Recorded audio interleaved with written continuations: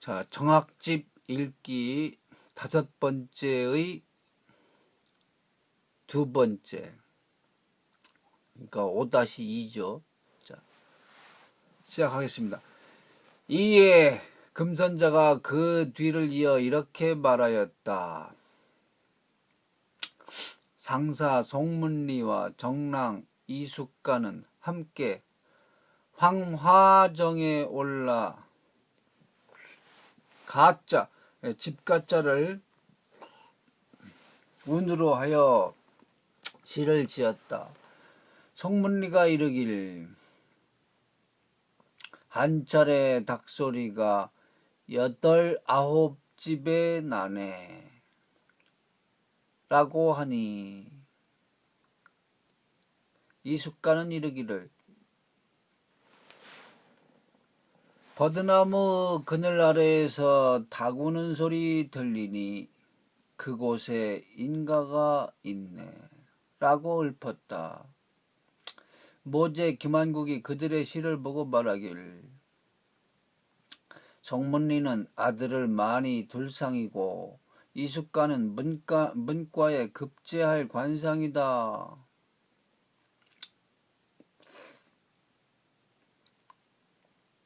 라고 하였다. 과연 송문리는 8명의 아들을 낳았으니 이름은 팽수, 미수, 기수, 이수, 담수, 익수, 태수 등이요. 이숙간도 문과에 급제하였다.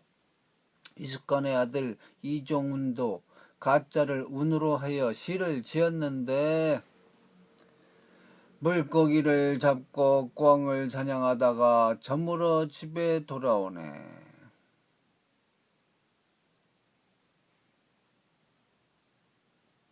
라고 읊으니 모제 김한국이 그 시를 보고 두 시험에 급제할 기상이다 라고 하였다. 신유년 1561년 명종 16년에 과연 생원이 되고 벼슬은 가평군수에 이르렀다. 가평군수의 외손 유경창도 가짜를 운으로 시를 지었는데 봄이 정원 숲에 드니 꽃들이 다투어 피어나고 벌소리와 제비소리가 집집마다 나네 라고 읊었다. 그의 시가 가장 훌륭하여 여러 시를 능가한다고 생각했었는데 과연 문과에 급제하여 벼슬이 대사헌에 이르렀다. 이번에는 취글자가 다음과 같이 말하였다. 진사 이위는 어렸을 적에 마마를 앓다 기절하여 몽롱한 혼이 어느 깊숙한 궁전에 이르렀는데 5사람이 뜰 아래 꿇어앉아 있었다. 푸른 옷을 입은 관리가 장보를 바치자 잠시 후에 누런색 옷을 입은 사람이 선언하기를 너 한효원은 너의 아버지가 효순을 실행하여 일품의 관록에 책록되어 있으니 요절시킬 수 없다. 속히 풀어주라. 너 김전은 내 아내가 1,000명의 생명을 구하여 주어 너의 벼슬이 또한 3태에 30에 이르렀으니 요절하게 할 수 없다. 속히 풀어주라. 너 권달수는 3명의 여종을 억울하게 죽였으니 장차 찢어 죽일 애군을 받을 것이다. 지금은 요절시킬 수 없다. 속히 풀어주라. 하니 이에 3사람이 절하고 물러나자 또 2사람을 불러 명하기를 너 김종선은 중성되고 공훈이 있음에도 불구하고 원통하게 죽었으니 가히 중국의 서씨 집안의 아들로 태어나 강로가 될 것이다. 강로는 재상입니다. 너 김굉필은 결백하게 행동했는데도 죄를 입었으니 다음엔 인도국의 왕자로 태어나서 존귀와 영화를 누릴 것이다. 라고 하였다. 이에 두 사람이 나가니 그 다음엔 이위를 끌어다 놓고 명하기를 너는 68세까지 장수할 것이고 녹은 삼두이며 너의 배필은 쌍오동나무 아래 사는 앵도이고 아들 둘, 딸 셋을 낳게 될 것이다. 그러므로 요절시킬 수 없으니 속히 물러가라. 라고 하였다. 이위는 살해하고 문을 나왔다. 그 후 판서 심광필의 집 뒷뜰을 보니 두 그루의 오동나무가 서 있고 그 나무의 그늘이 매우 짙었는데 그 아래에서 한 처녀가 산보하며 한가로이 읊조리고 있었다. 이위가 그 시를 엿들으니 그 내용인즉 나무 그늘은 푸른데 여름날은 길고 꾀꼬리 소리 들으며 한가로이 읊조리니 패옥이 울리네. 라고 하였다.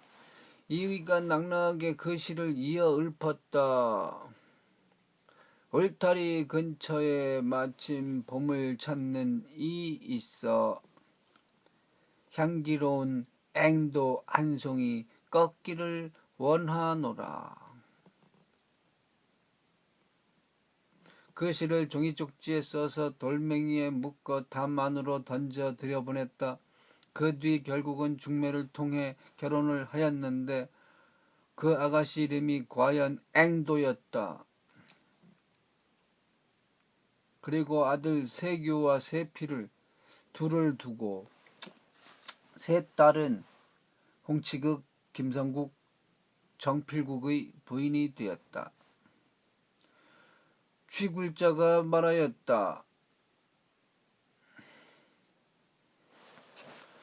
문천의 원 이감은 아산 사람으로 성격이 본시 청렴하여 어머니 박씨를 성심껏 모셨으며 또한 여러 아우에 대한 사랑이 돈독하였다. 어느 날 아우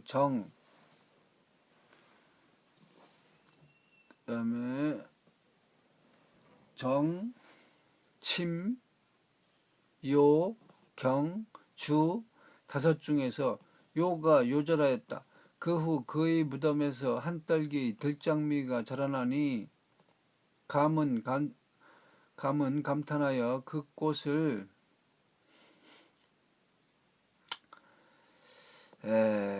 정원에 옮겨 심어 형제의 정을 붙였다. 그 후 어머니 박씨도 돌아가셨는데 그 빈수에서 금빛 앵도나무 한 그루가 자라므로 그 나무 역시 정원에 옮겨 심고 부모에 대한 애통함을 되새겼다.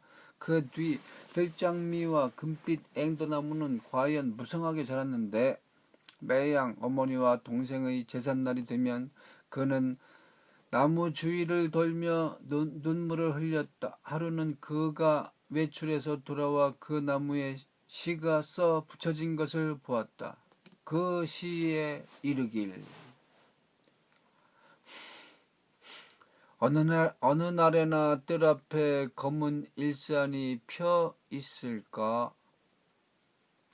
벼슬에 오를 소식은 금빛 꽃에서 볼 것이라. 라고 쓰여 있었다. 그리고 마침 금빛 앵도화가 피어 있는데 황금빛의 꽃이 5송이가 피어 있었다. 그때 5 나그네가 이감의 집 문에 이르러 배고픔을 호소하였다. 이감은 성대히 음식을 차려 대접하고 그들과 깊이 사귀기를 부탁하였다. 그 후 5명은 과연 대각에 들어가 이감을 끌어주어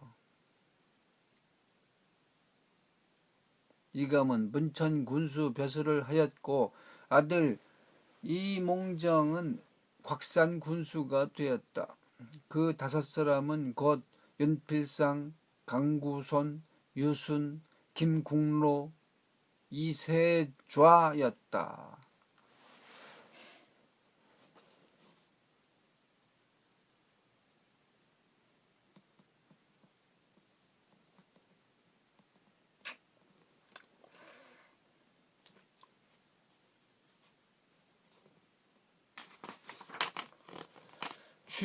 취굴자가 말하였다.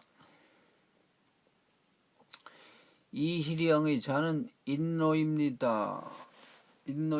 젊어서 영통사에 들어가 공부하였다. 하루는 떠돌이 중이 병이 나서 그 절에 머무르게 되었다. 그 절 중은 귀찮게 여겨 싫은 소리를 많이 했으나 이희령은 그를 불쌍히 여겨 자기 옷을 벗어주고 음식을 남겨두는 등 세밀히 보살펴 주었다.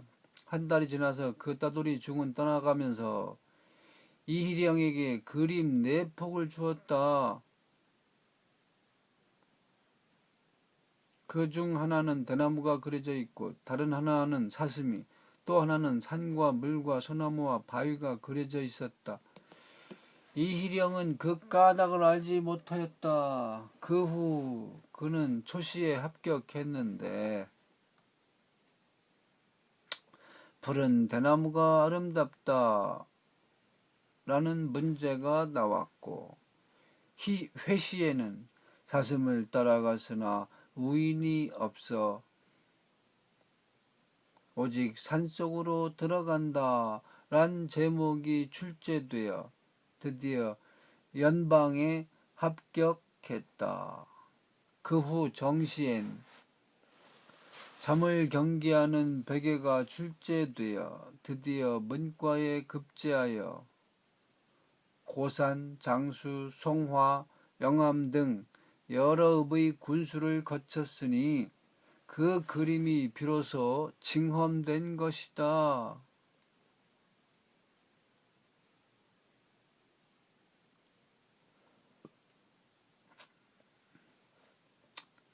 자, 금선자가 말하였다.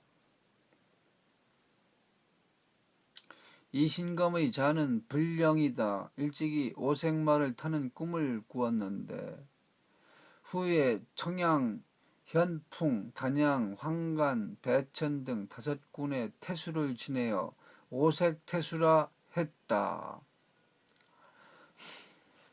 오광걸의 자는 국성인데 일찍이 동원 4구역에 각기 매화 1그루씩을 심는 꿈을 꾸었다.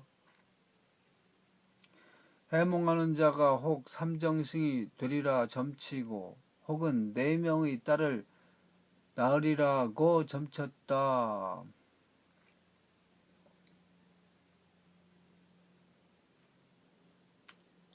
그 후 강서, 하동, 북청, 남원에서 태수 벼슬을 지내니 사람들은 그를 분주태수라 불렀다.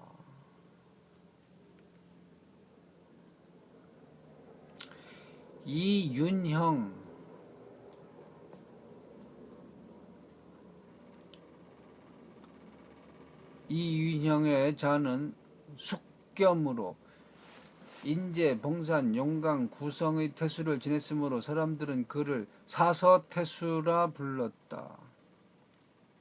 이희정의 자는 복원이다. 금산, 옥과 금산의 태수를 역임하였으므로 사람들은 그를 보화사군이라고 불렀다. 아예자가 말하였다. 임황 동북쪽에 전죽산이 있고 그 산에서 동북쪽으로 한 산맥이 목엽산으로 뻗어 내려가는데 황하와 토하가 그 앞에서 합쳐지며 그 산 아래엔 유명한 무덤이 많다. 동한 말에 막신이란 사람이 있었다. 그는 부유하였는데 남에게 베풀어 도와주는 것을 좋아하여 의장을 설치하였다. 그는 어느 날 눈이 몹시 오는데 길가에서 얼어 죽어가고 있는 사람을 보고 등에 업고 돌아와 간호하였다. 잘 조리시키니 며칠이 지나 회복하여 그는 떠나게 되었다. 그 사람이 말하길, 목엽산 동쪽 기슭에 명당 자리가 있으니 당신 부모님을 그곳에 장사하시오 라고 하였다. 그래서 막신이 청하여 가보니 그것은 큰 우물이었다. 막신이 어떻게 부모님을 물속에 수장하겠소? 라고 하니 그 사람이 말하길,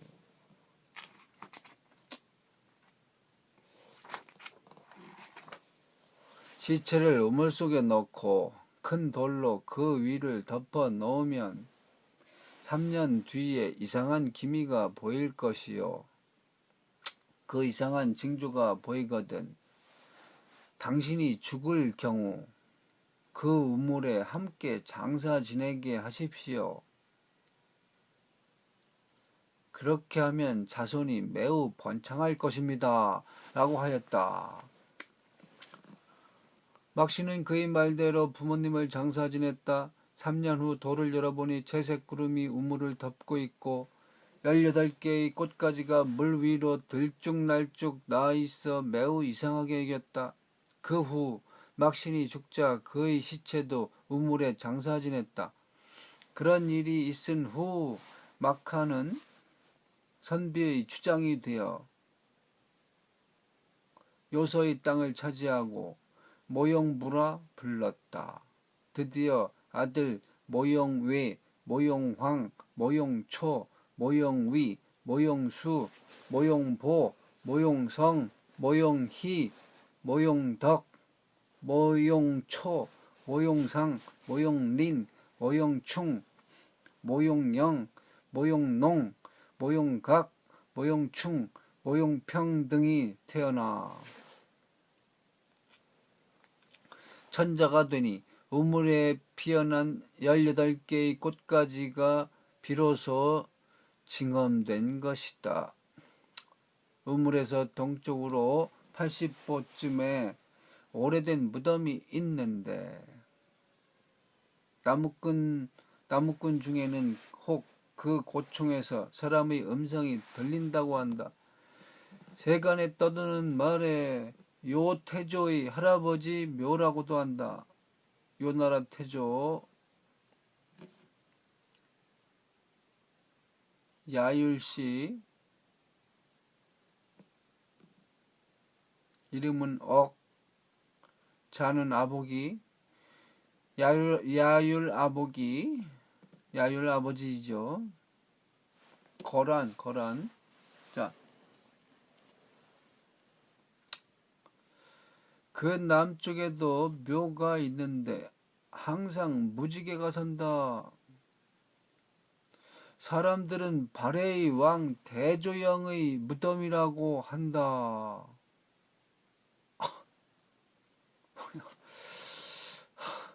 발해의 왕 대조영의 무덤. 이런 일이.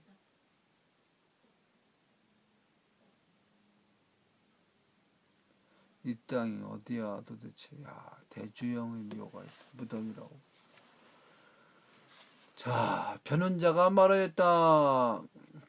우리 경담공을 바야흐로 잉태했을 때 모부인인 창암이 공중에 금으로 크게 응자가 써있는 것을 꿈에 보았으므로 드디어 이름을 응이라 하였다. 이미 장성해 진도 군수가 되어 있을 때 외인 배가 풍랑을 만나 그 지방 해안에 정박하였다. 그곳 사람들은 외인들이 가지고 있는 보물을 모두 빼앗은 뒤에 토굴에 가두어 두고 장차 죽이려 하였다. 경담공은 그러한 사실을 알고 그 외인들을 찾아내니 모두 11명이었다. 경담공은 그들에게 식량을 주고 배를 수리하여 보내주니 그 일본인들은 하늘을 가리키며 태양을 두고 맹세하며 살해하고 돌아갔다.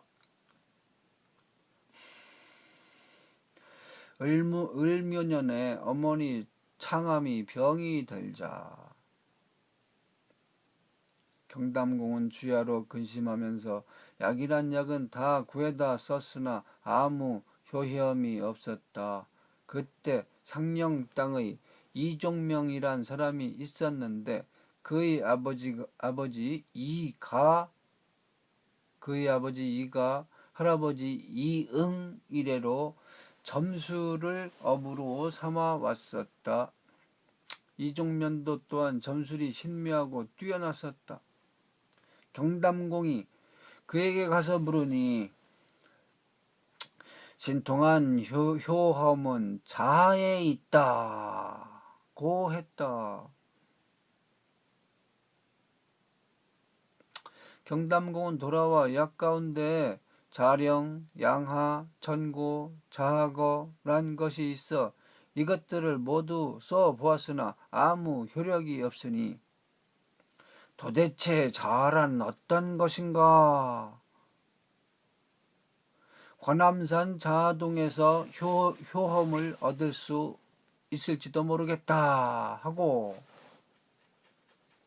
곧 술과 포와 과일을 준비해가지고 자하동으로 들어갔다. 거기서 하루 종일 배회하였으나 아무 효험이 보이지 않았다. 그런데 해질 무렵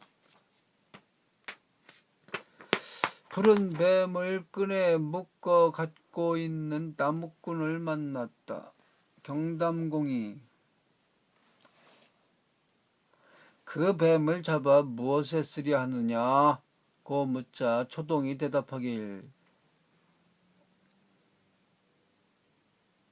감사 이계종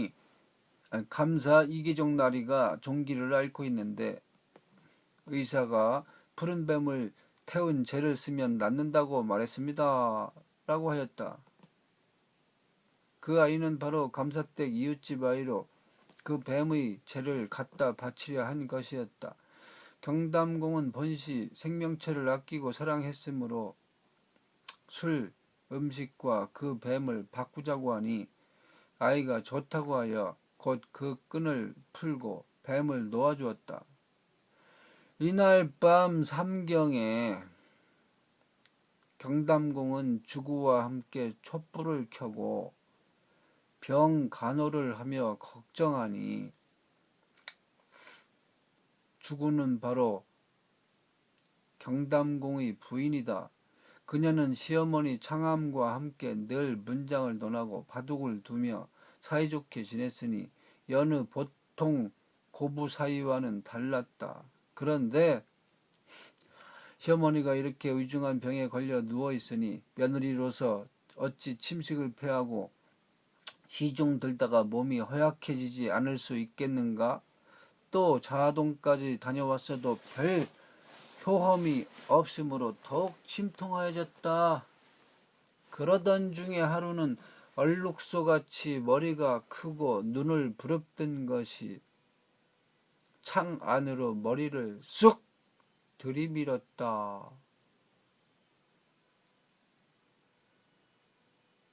경담공 부처는 크게 놀라 일어나서 그것을 자세히 보니 큰 구렁이였는데 입에 풀 하나를 물고 있다가 경담공 앞에 떨구어 놓았다. 경담공은 그 까닭을 생각하기를 옛날 수후에게 구슬로서 은혜를 갚은 뱀이 있었다더니 저 낮에 구해준 그 뱀이 가져온 게 아닐까 하고서 그 풀을 복용해 보니 병이 곧 나았다.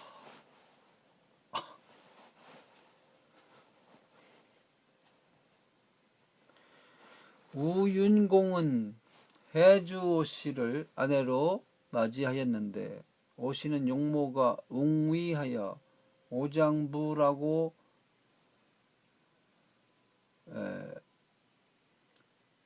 불렀다.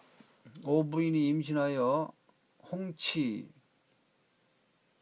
경술년 1490년 성종 21년에 장해를 낳았다. 장해는 날래고 용감하였으며 박학한 데다가 의협심이 강하여 꺼리끼는 바가 없으니 사람들이 경멸하였다. 을충년 1505년 연산군 11년에 아우 남양공과 함께 유순정의 집에 놀러 갔었다. 그때 성희안, 박원종, 이예, 권균, 안윤덕 등 여러 사람이 모여 반정의 일을 의논하고 있었다. 그때 마침 신수영이 그 집에 찾아오니 여러 사람들은 슬금슬금 차례로 나가다가 그만 기밀문서를 빠뜨려 놓고 나갔다. 나중에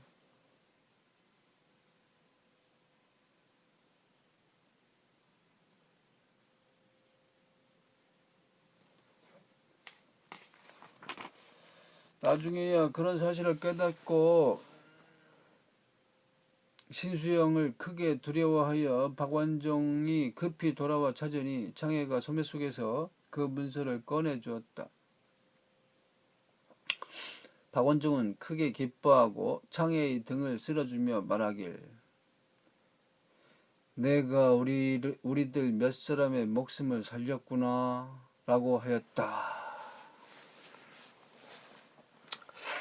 중종 반정이 성공되고 나서 장해는 공신으로 기록되었으나 나이가 너무 어려 벼슬에 오르지는 못하였다. 무진년 1508년 중종 3년에 장해는 제주도를 유람하고 남쪽 나라로 내달아 8월 14일에 배가 화탈도에 도착하였는데 갑자기 풍랑을 만나 조난당하여 같이 배에 탄 20여 명 중에서 4명만 살아남아서 지마도에 정박하였다. 지마도는 일본 동남쪽에 있는 섬이다. 섬 사람들이 그들 4명을 잡아 도주에게 바쳤다. 도주가 조선 사람이 아니냐고 물으므로 장해가 그렇다고 대답하니 또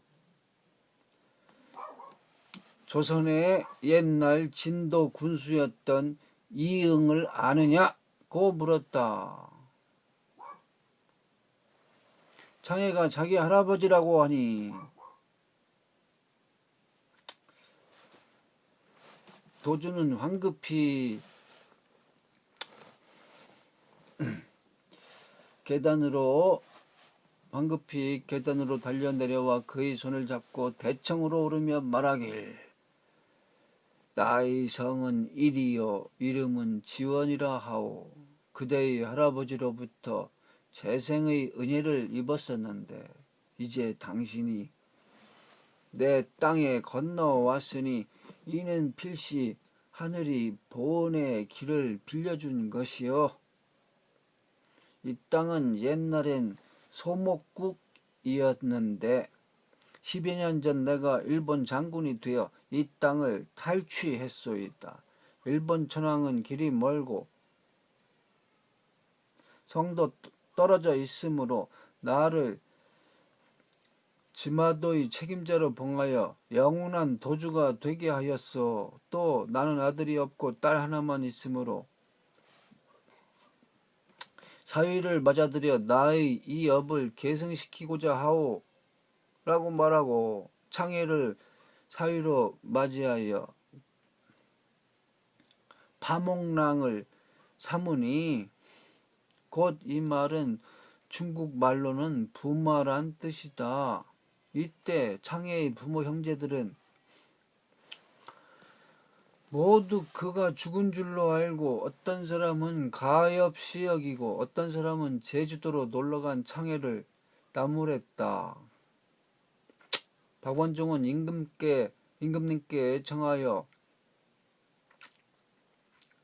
공에게 우의정을 추증하고 시호를 문서로 하였다.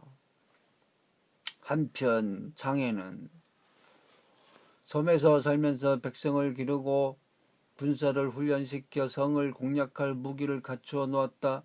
소목국에서 동쪽으로 6일쯤 갈 곳에 팔금도가 있는데 도주의 정치가 어지러워 백성들은 이리저리 흩어져 갔다. 이에 지마도의 일지원 도주는 창해를 보내어 처부수니 팔금도 백성들은 몰려와 항복하였다. 드디어 그 섬에 들어가 도화관에서 그 도주 이고부를 잡고 팔주를 설치하여 받고 야다, 지시, 낭평, 보계, 상당, 지지, 반파라 하고 창해를 금주자사로 삼아 팔주를 다스리게 하였다.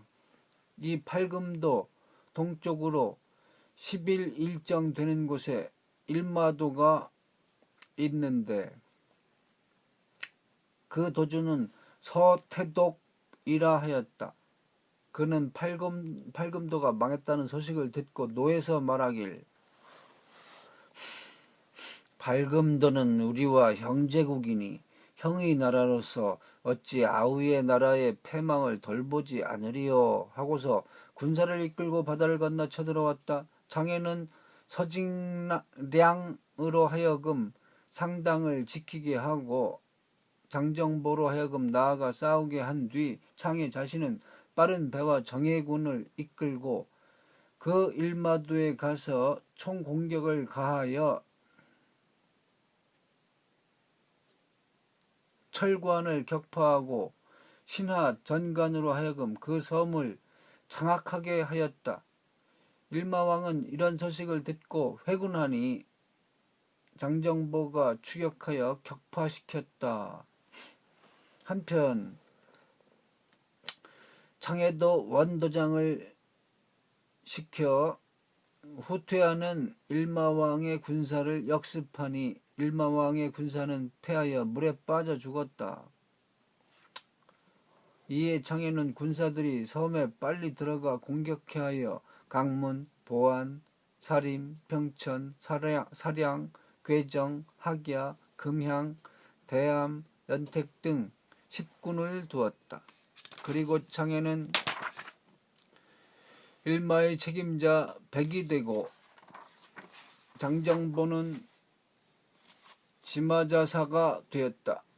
일마의 책임자 창해는 홍산성에 서직량을 보내어 금주자사로 삼았다. 일마도는 토질이 비옥하여 곡식이 잘 자라고 땅에는 잡곡이라고는 없었다. 잡목이라고는 없었다. 갈대와 대나무가 가장 많이 자라는데 대나무 열매의 크기는 금빛의 배, 황금리, 배만 하였다. 대나무 몸체는 가늘고 철같이 단단하였다. 닭은 살이 통통 쪘고 그 우는 소리의 맑기는 퉁소소리와 같았다.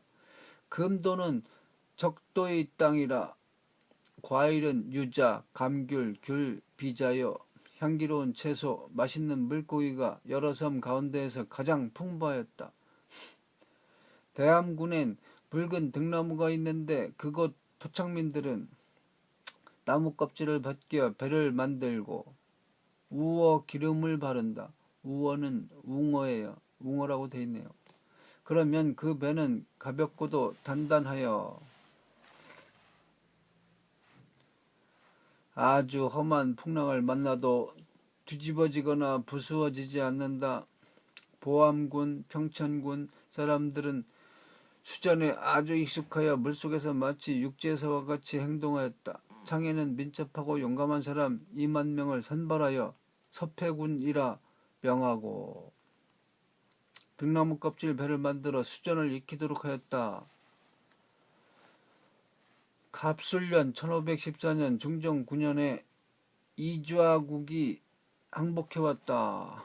이 나라는 옛날 파라국의 유족으로 파라국 일대에는 여러 섬들을 병탄하는 등 위험을 크게 떨쳤다. 그런데 기왕 때 이르러 정치가 문란해지고 약해졌으며 문정천왕에 이르러 국호를 용성이라 바꾸고 팔대를 전해 내려오다가 외의 속국이 되었다. 후에 외장 평신종이 멸망시키자 나머지 종족들은 이좌도로 도망가 목숨을 보존하다가 지금에 이르러 항복해온 것이다. 이 나라에는 모두 11개의 섬이 마치 구슬을 꿰어 놓은 듯한 형상으로 곧게 동남해 쪽으로 뻗어 있다. 이좌도에서 30리 가면 평산이 있고 평산으로부터 50리 되는 곳에 은두가 있으며 은두에서 하룻거리 떨어진 곳에 석대가 있다. 석대에서 하루 일정 되는 곳에 운혈이 있고 운혈에서 30리 되는 곳에 화야가 있으며 화야에서 하루 일정이 되는 곳에 금촌이 있다. 금촌에서 20리 되는 곳에 구산이 있고 구산에서 20리 떨어진 곳에 칠임이 있다. 칠임에서 10리 떨어진 곳에 일홍이 있고 일홍에서 20리 되는 곳에 언강이 있다. 토산물로 금, 진주, 야광의 지초, 봉관의 조, 천국, 흑모란이 있고 사람들은 날씬하고 아름답다. 또 괴림에는 반흔석, 주천석 등이 있다. 은두에는 후추, 야삼 그리고 진귀한 과실들이 있으며 석대에는 물여우, 악어가 많아 걱정이고 금촌에는 복숭아, 오얏이 풍부하다. 일홍에는 안식향, 봉간향, 용안과 등의 물건이 생산된다. 을해년 1515년 중종 10년에 창에는 이좌백이 되고 일지원은 일마대존각이 되어 이좌도 사람 석정, 정원, 도량, 축은 등을 거느렸다. 언강 동남쪽 7일 정도 가는 곳에 자해가 있는데 그 넓이가 100리나 되고 물색이 피같이 붉었다. 자해 동쪽에 노학 성도가 있는데 그곳에는 모래사장이 있고 들에는 기이한 꽃과 풀이 자라고 있다. 노학 성도의 동남쪽엔 약수가 있는데 넓이는 10일이나 되고 바다 한가운데 하얀 비단이 가로질러 놓여있는 듯하다. 양변에는 천연의 돌기둥이 낭떠러지까지 계속되어 있다. 매년 8월이면 동쪽 해변의 푸른 파도는 마치 달리는 산같이 내리눌러 약수는 흘러 넘친다. 언강 사람들은 항상 이 조수를 타고 넘나들며 왕래한다. 약수 동쪽에 5일 정도 가는 곳에 50리나 뻗쳐 있는 황해가 있다.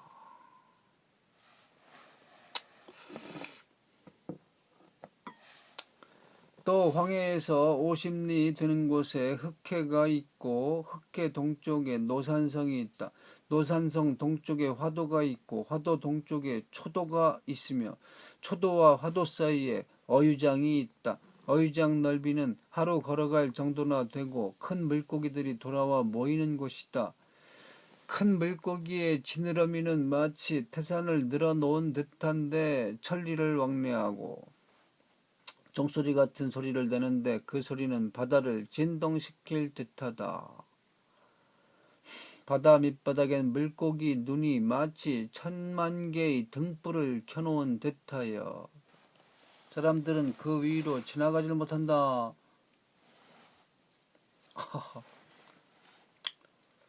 매년 5월이 되면 물고기들은 뿔뿔이 흩어져 가버리는데 사람들은 그 물고기들이 북해로 더위를 피해 떠나는 것이라고 말한다. 초도 동쪽으로 5일 정도 가는 곳에 조도가 있다.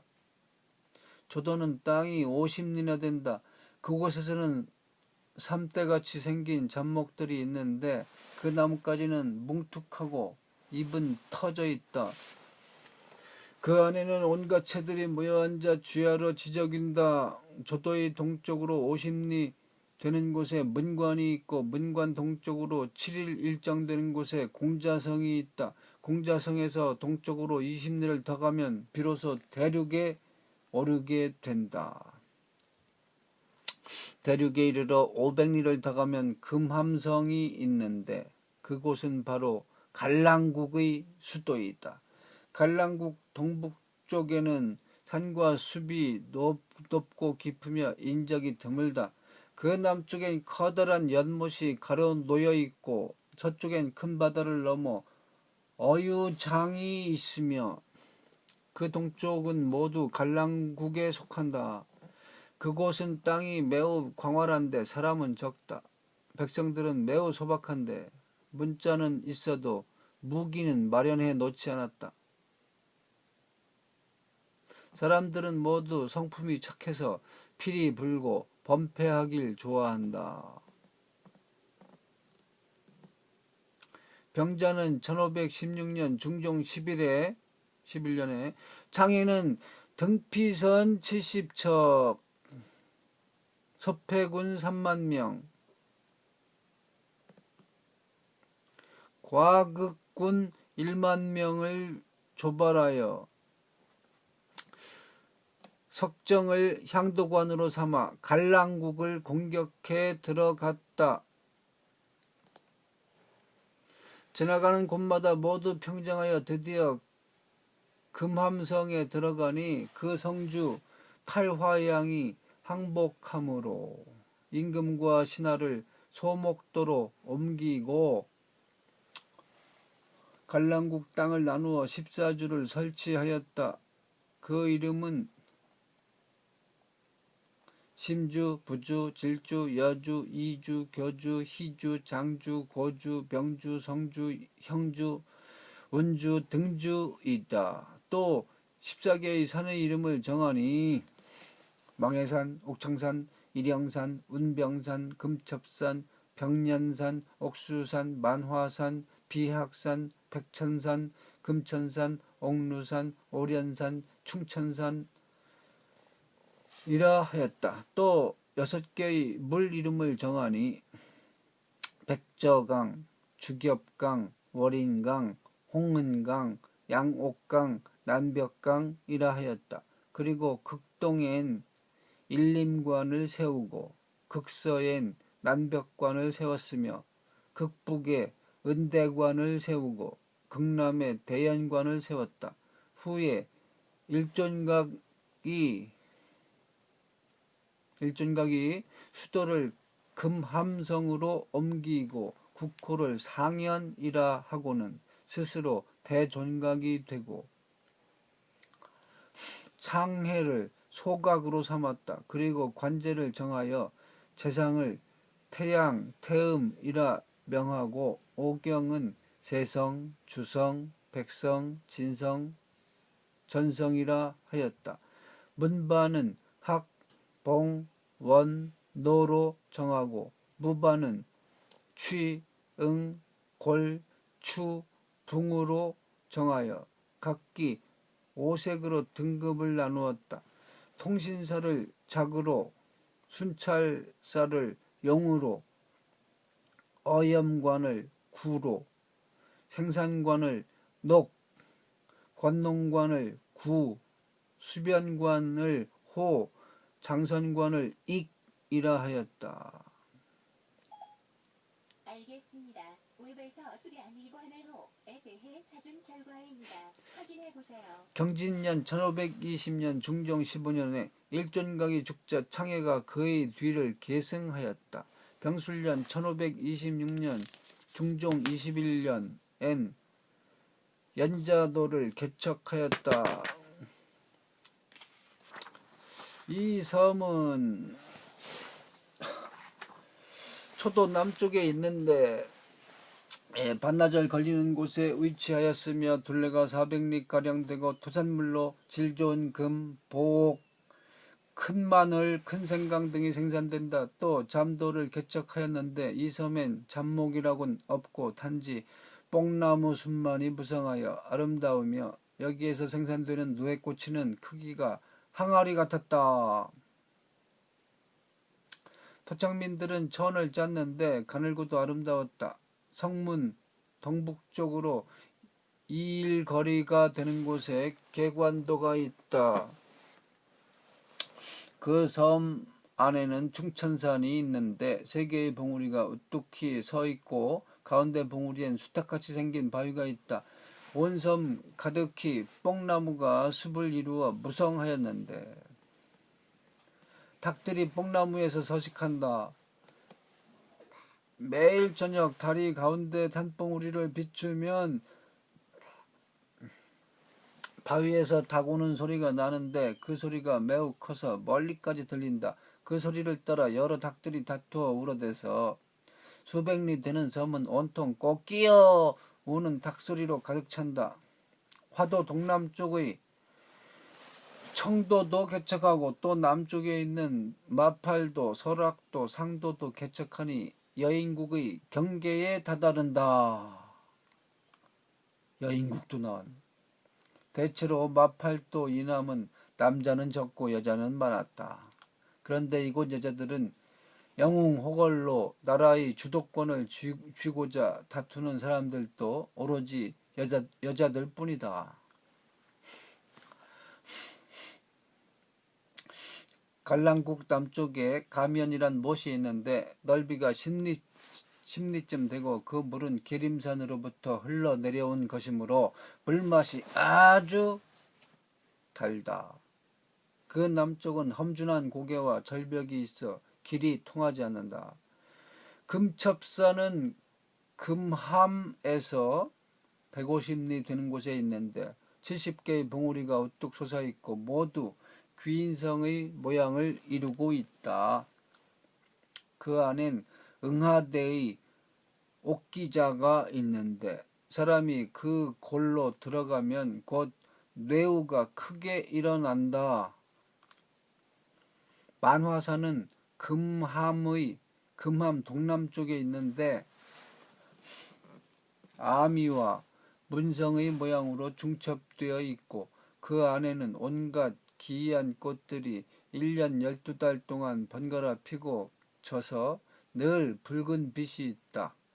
더구나 알겠습니다. 울베에서 귀한 것들이 1년 12달 동안 손가락 피고 져서는 붉은 뜻이 있다에 대해 샘물이 흐르고 있는데 샘물은 향기롭고 아주 차갑다. 이곳에 거주하는 사람들에겐 신선의 기풍이 있다. 백천산은 만화산에서 동쪽으로 400리 되는 곳에 있는데 56개의 봉우리가 모두 바위산으로 우뚝 서 있으며 눈같이 하얀 샘이 솟아나고 폭포가 날아 떨어지는데 그 수요가 셀 수 없을 정도로 많았다. 이 물들은 합쳐져 동쪽으로 흘러가 주겹강이 되어 다시 북쪽으로 돌아 흐르다가 서쪽으로 돌아 만벽관에 이르러 바다로 들어간다. 망해산은 서해안에 있는데 8-9개의 봉우리들이 모두 붓같이 생겼으며 해가 뜰 때마다 산 그림자가 동쪽을 가리키므로 동산이라 칭한다. 옥수산은 수도에 있는 주요한 산이고 운병산은 나라의 동쪽 변방에 있는 것으로 바라보노라면 마치 비단 병풍을 늘어 세워 놓은 듯하였는데 사람들은 그 산을 넘어서서 그 밖을 엿볼 수가 없다 한다. 일영산은 나라의 북쪽 변방에 있는데 산이 겹치고 바위가 중첩하여 하늘에까지 빽빽히 닿아 있다. 뚝과 시냇물 사이엔 깊은 숲을 이루고 어지러운 돌들과 나는 폭포는 이르르는 곳마다 한결같다. 일찍이 일존각이 사람을 보내 7-8일간 조사하게 하여 보니 그곳에는 인적이라곤 없고 다만 높은 산, 깊은 골짜기만 보일 뿐이었다 한다. 옥천산은 수도의 남쪽 500리 떨어진 곳에 있는데 넓은 강을 끼고 300리나 구불구불 뻗어 있다. 그 산에는 새만한 크기의 꿀벌이 있어 봄, 여름에는 온 산을 윙윙 날아다니면서 정, 백, 홍, 현의 4가지 색의 꿀을 만든다. 백년산은 도성 동북쪽에 있는데 64개의 봉우리가 빽빽히 솟아 있고 홍은강이 삼면을 두르고 있으며 산꼭대기엔 영험한 약초가 있다. 천리도는 계관도 동북쪽에 있는데 그곳에 높이가 40리나 되는 비악산이 있다. 그 산 꼭대기에 감천정이 있는데 우물 주위엔 둘레가 30아름이나 되는 배나무 두 그루가 있다. 그 배의 크기는 모말 한 대만 하다. 모말만 하고 그 배를 먹으면 사람 몸에서 향기가 나매 며칠 동안 배고프지도 않으므로 그 배를 천리라 한다. 천리 하늘천자 베리자. 그 섬 동북쪽에 옥호도가 있는데 그 섬 가장자리는 돌로 된 산이 두르고 있는 것이 마치 옥으로 된 병풍 모양을 하고 있다. 그 섬 중앙에 둘레 100리쯤 되는 산이 있는데 5봉우리이므로 오련산이라 한다. 이 봉우리들은 모두 5개의 별 모양이고 가운데 봉우리에는 5그루의 대추나무가 있어 사람들은 그 열매를 가지고 그 해의 풍년과 흉년을 점친다. 동쪽 가지의 열매가 무성하면 보리풍년이 들고 남쪽 가지의 열매가 무성하면 조풍년, 서쪽 가지의 열매가 풍성하게 열리면 벼풍년, 북쪽 가지의 열매가 풍성하면 콩풍년, 가운데 가지의 열매가 많이 열리면 피가 풍년이 된다. 또 풍제가 있을 때는 나뭇잎이 검어지고 수제가 나타나려면 잎이 윤택해지며 한제가 들려면 그 잎이 누렇게 된다. 옥호산 북쪽에 한 개의 섬이 있는데 섬 중앙엔 돌산이 있어 마치 백옥같이 빛나고 모양이 누각 같으므로 옥루산이라 한다. 그 옆에 금천산이 있는데 그 섬은 바다를 성곽처럼 삥 둘러싸고 있는 형상이므로 금성도라고도 부른다. 서쪽 구석엔 수구가 있고 수량관이 있는데 그 물 한복판에 산이 우뚝 하늘에 달려 솟아있다. 그 산 허리엔 층층이 돌계단이 있고 산 꼭대기엔 석대가 있는데 크게 백옥대라 새겨져 있다. 누가 그것을 새겨 놓았는지는 알 수 없으며 산 아래에는 큰 청룡이 있어 때때로 나와 노닌다.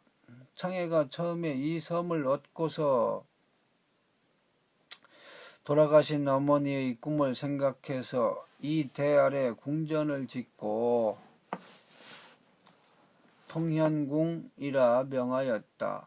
창해는 아들 12명이 있으니 곧 안한낭군, 봉안낭군, 난영대사, 흥룡장군, 계수선생, 문무대군, 석골장군, 온원원후, 독독군주, 화풍소공, 백주중백, 원림대사이다.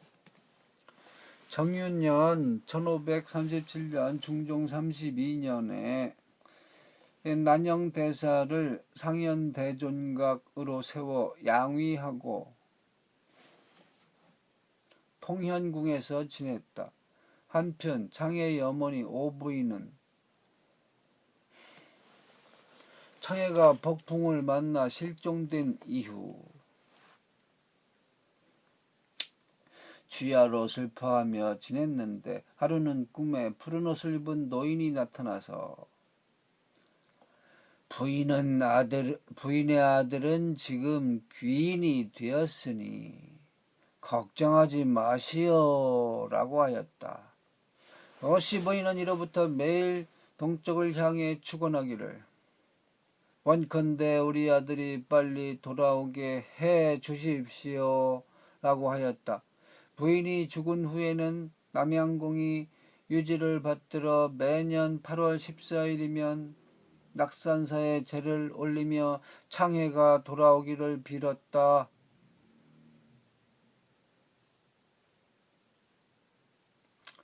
병오년 1546년 명종 1년 창해는 한 척의 배를 수양관 입구에 띄우고 낮잠을 자다 꿈을 꾸었다. 꿈에 오씨 부인이 나타나 내 아들아, 어찌하여 아버님을 가서 뵙지 않느냐? 라 함으로 창에는 놀라 일어나서 고향 생각에 눈물이 옷깃에 가득 흘렀다. 드디어 창에는 배곡대에 올라 배회하며 근심하다가 저녁에 내려와 수양관 입구에 배를 대니 갑자기 2마리의 용이 물에서 나타나 그 형체를 드러내는 듯 하다가 곧 사라져 버린다. 그때 갑자기 창해가 탄 배가 서쪽을 향해 질주하는데 한바탕 동풍이 불어 돛은 계속 삐걱거리고 보이는 것은 단지 바다 구름이 희미하고 아득할 뿐. 파도는 하늘에 부딪힌다. 1, 2일 만에 배가 갑자기 해안에 부딪혀 부서지는데 창해의 몸은 뒤집혀 해안에 떨어졌다. 잠시 후에 깨어나 보니 바로 우리나라의 총석정이었다.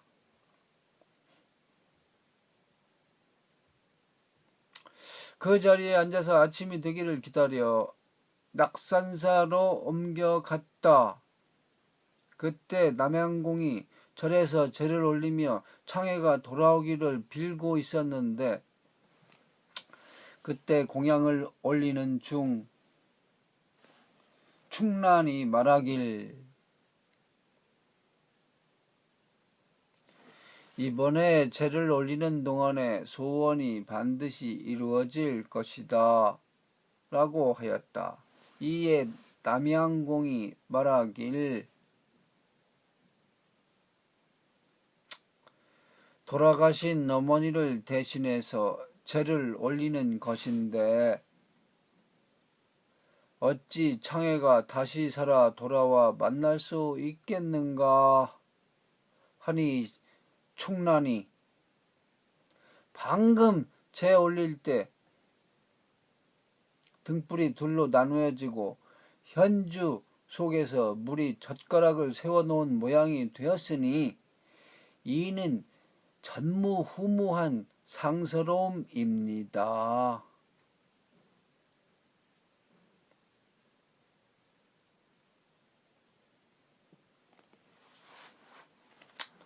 물이 젓가락을 세워놓은 모양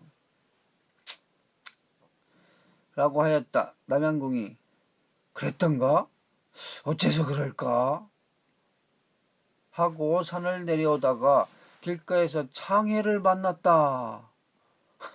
처음에는 알아보지 못하였는데 통성명을 하고는 곧 놀라 나이, 관향, 내외 인척들을 물어본즉 알지 못하는 것이 없으므로 창해임을 확인하고는 드디어 서로 부둥켜 안고 죽었던 사람이 살아 돌아와 만난 것 같이 통곡하였다.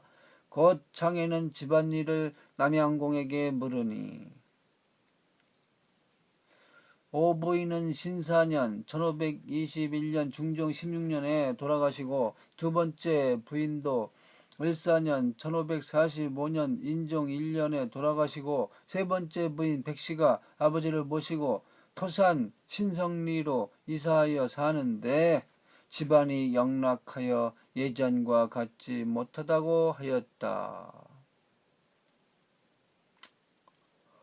무신년 1548년 인조 3년에 남양공이 작고하자 아버지께서 말씀하시길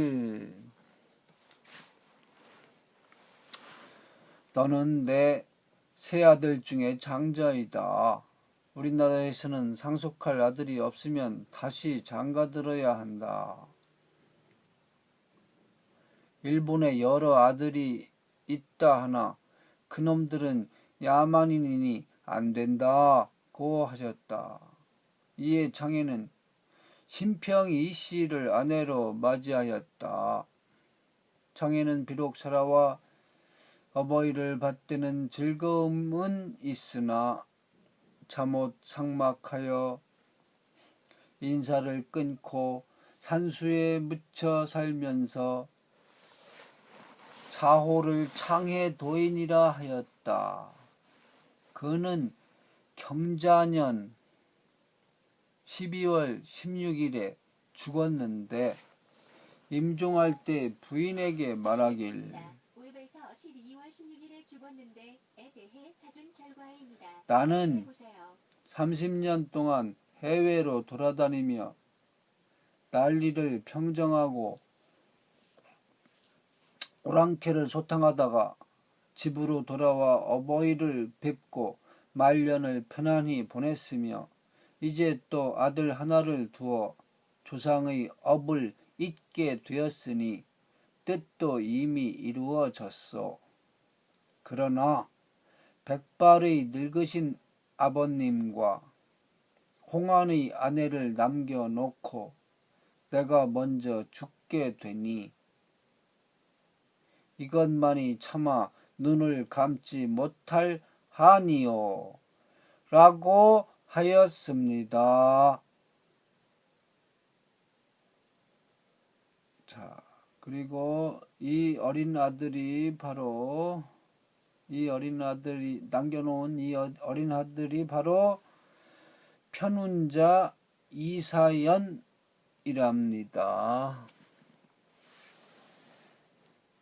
자, 여기까지